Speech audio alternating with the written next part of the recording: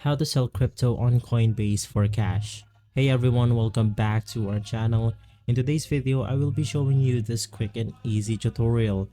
Now, you simply want to open up your Coinbase account right here. And once inside Coinbase, you can then go ahead and see below your screen a button called buy and sell button. So you simply want to head over and click on that button, and this menu will show up where we have three options, which is to buy, sell, and convert. You want to go ahead and click on the sell button. From here, you can then go ahead and see all of your assets inside your Coinbase account.